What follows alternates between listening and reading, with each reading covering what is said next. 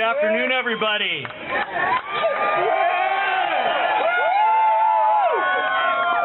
Good afternoon. My name is Jeff Greenspan. I'm Regional Campaign Coordinator for the Ron Paul for President campaign. I want to welcome you to this event.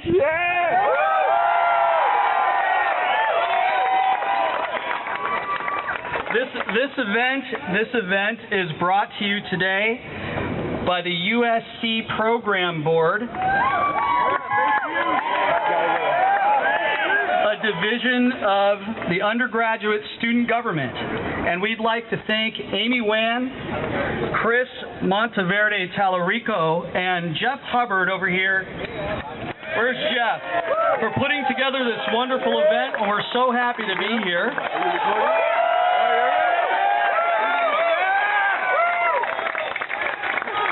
And we're happy to have so many of you here. So what I'd like to do is introduce Baraka May, who will sing the national anthem, after which we will hear from Ed Griffin, who wrote the book that many of you may know, Preacher from Jekyll Island. So Baraka.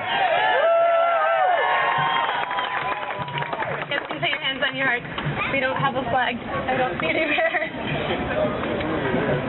Oh, say, can you see by the dawn's early light what so proudly we hailed at the twilight's last gleaming, whose broad stripes and bright stars through the perilous fight o'er the ramparts we watched were so gallantly streaming, and the rockets' red glare, the bombs bursting in air, gave proof through the night that our flag was still there.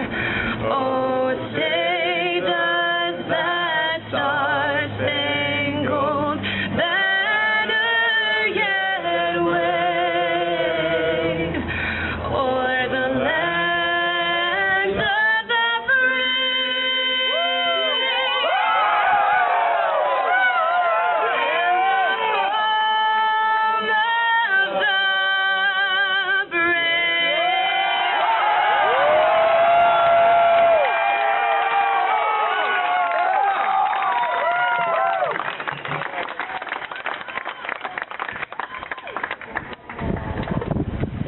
Boy, I got to wipe the tears from my eyes. All right. Well, hello, members of the Constitutional Underground.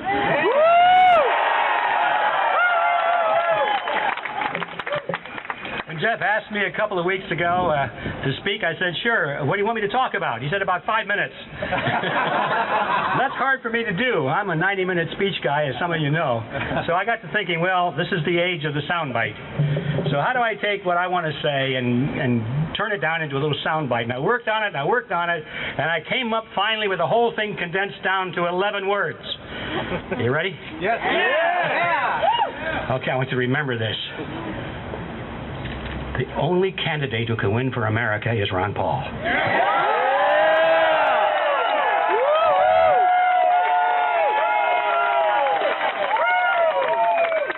Okay, now I've delivered my speech. I'll take maybe 4 minutes and 30 seconds to amplify on that. And the reason I think that's an important topic is because as the campaign rolls on, you're going to run into people who will say, oh, I love Ron Paul. I love what he stands for. I like everything about him except one thing. He can't win.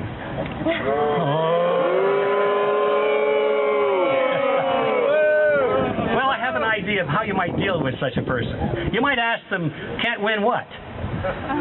Well, the election, of course. And then you follow up rapidly, I hope you say, well, what's important about winning an election? Why do you want to win an election? Now, that'll stop a lot of people. They haven't thought it beyond that point. They think that winning is somehow it. They don't know what they're winning, but they're winners. You know, they like to be in the football pool and pick the winner. They don't care whether it's Cincinnati, Detroit, or New York, but they don't care. They just want to be on the winning side. And what good does it do to win if you lose your freedom in the process. So you might ask this person to think it's important to win an election for really only one reason, and that is in anticipation that the candidate that you're voting for will carry your political principles and your ideology into office so you can implement this and affect the nation and preserve that freedom that we just pledged our allegiance to a moment ago. That's the reason for winning. If you can't win then what's the point? Now, it's possible for other candidates out there in the scene to possibly win for the Republican Party, or win for the Democrat Party, or win for the international corporations, or win for the pharmaceutical cartel, or win for the banking cartel, or win for the industrial military complex. But I am now going to introduce to you the only man who can win for America, Ron Paul.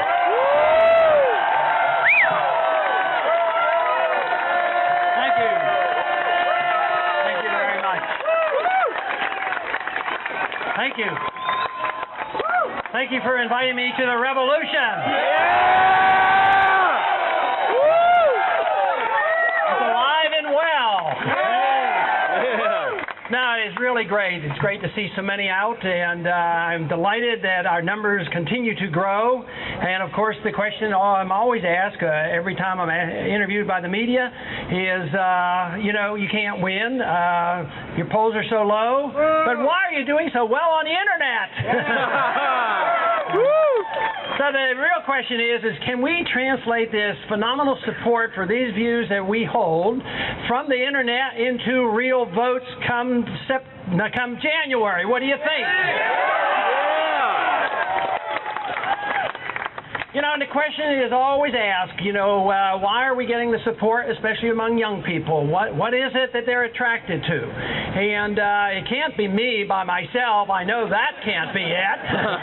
But it just may be that the cause of liberty is what we're interested in.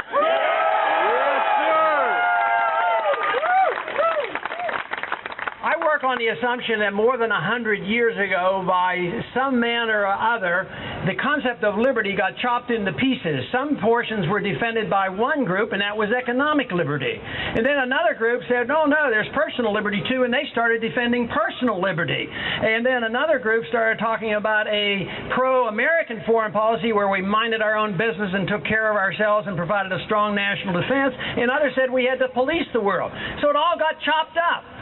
So my suggestion, and the suggestion that we hold, is why don't we put it back together and understand the concept of liberty, which made America great. That's right. Amen, brother.